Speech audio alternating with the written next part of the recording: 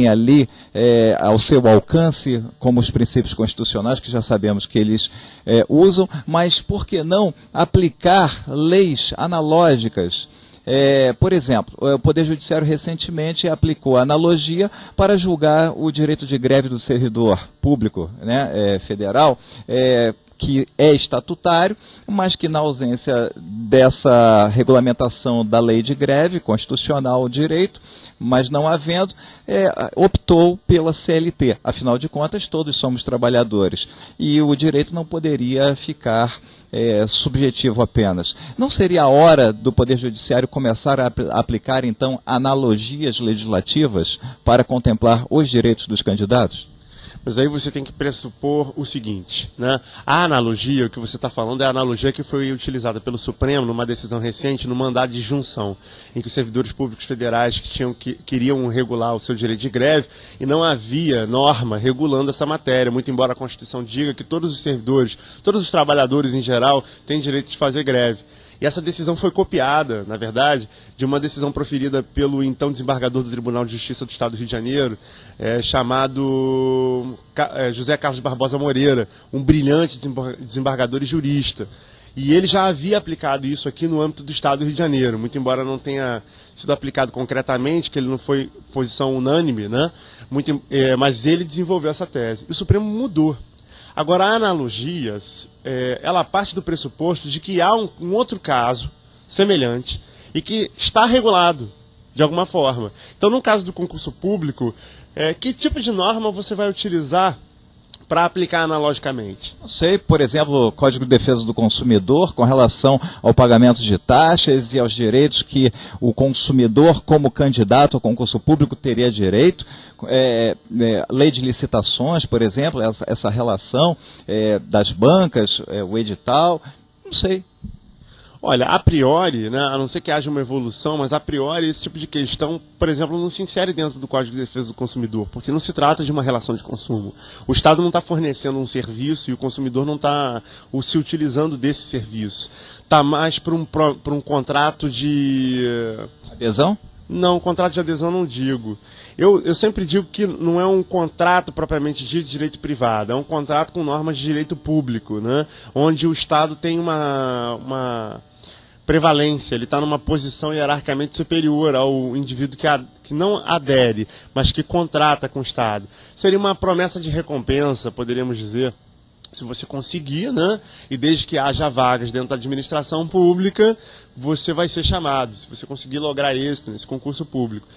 Então, eu acho que a aplicar a analogia, você pode, eu acho que o juiz deve. A lei de introdução ao Código Civil diz que o juiz não pode se eximir de proferir uma decisão, né, porque há lacuna na lei. Na verdade, ele deve aplicar os princípios gerais de direito, a analogia e os costumes, né? Analogia, costumes e princípios gerais do direito. Então, o juiz deve aplicar assim a analogia, mas é difícil. Essa decisão do Supremo é uma decisão realmente de assustar, mas para o bem, né? Porque já devia ter tomado uma decisão dessa natureza há muito tempo, e os juízes têm uma certa restrição em aplicar a analogia nesses casos, né? Então, eu acho que deve aplicar. Agora, no caso concreto, você tem que ter uma outra relação que pelo menos tenha semelhanças a ponto de permitir que aquela questão que está regulada possa servir para essa aqui. Uma coisa para finalizar, você é partidário de que o candidato deve ser acompanhado por um advogado somente na esfera judicial, quando não tiver nenhuma outra opção, ou ele deve ser acompanhado na esfera também administrativa, porque talvez não se precise chegar à esfera judiciária, muitas vezes podendo ser resolvido ainda na esfera administrativa, e por desconhecimento dos candidatos ou má orientação, eles não sabendo dessas informações, acabam tendo que ir para a esfera judiciária. Olha, eu entendo o seguinte, que o candidato, não que ele precise estar assessorado necessariamente por advogado, mas pelo menos para que ele utilize, né, os processos de consulta e de orientação. Então, por exemplo, o nosso escritório, ele tem um site, no nosso site você tem um link para perguntas, né? Para dúvidas sobre concurso público. O site da Academia do Concurso tem, o site da Editora Ferreira tem, nós escrevemos algumas colunas em alguns jornais. Então, o candidato pode ter acesso a isso sem ter necessariamente que despender recursos. E eu entendo que o candidato tem que se manifestar antes da coisa acontecer. No momento que ele tem ciência do edital e que ele percebe que o edital traz algumas regras que a priori para ele parecem desarrazoadas, parecem coisas que não têm uma razoabilidade, né? Elementos que são desarrazoados, ele deve sim procurar um advogado para se orientar.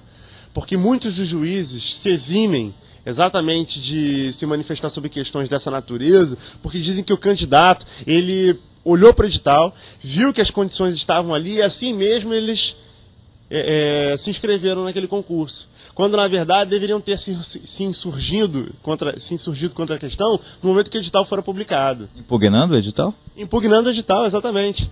Eu já devo ter contado para você, não sei se em entrevista, mas acredito que no dia a dia, a gente conversando e tal, pelos concursos da vida, que quando eu fui fazer prova para o Ministério Público Federal, eu não pude fazer a minha inscrição, porque o edital estabelecia que o candidato deveria ter 2 anos de formado na data da posse. Só que, olha só, os requisitos para a posse devem ser observados contemporaneamente, ou seja, no momento da posse, não no momento da inscrição. Eles estavam antecipando o efeito. E eu ainda disse na ação que eu ajuizei, que foi a primeira, né, a meu favor, a advocacia em causa própria, eu ainda disse que a lei 75/93, que é a lei que regula o Ministério Público, essa lei estabelece a mens legis, o objetivo da lei, não é no sentido de você pegar o indivíduo que esteja formado há mais de 2 anos, mas sim de pegar aquele indivíduo, ainda que ele passe na prova, que melhor condições tem para exercer a função de procurador da República. Então, o objetivo da lei era pegar alguém que tivesse experiência, porque o fato de estar formado, com a carteira da ordem no bolso, não significa dizer que você tem algum conhecimento sobre a matéria. O indivíduo pode ter se formado, fez a prova da ordem, pegou uma carteirinha e foi trabalhar no banco. E está lá 2 anos trabalhando no banco. E esse não é o objetivo da lei. Eu entrei com mandado de segurança, se não me falha a memória, foi o doutor Eric, um juiz federal, por sinal, um excelente juiz federal, e eu distribuí a minha liminar, ele concedeu a liminar e eu me inscrevi no concurso público. Você vê, para me inscrever, porque eu teria que assinar um documento lá na hora, atestando que na data da posse, um documento público, que na data da posse eu teria os requisitos, eu teria os 2 anos, e eu não tinha, que eu tinha acabado de me formar na faculdade.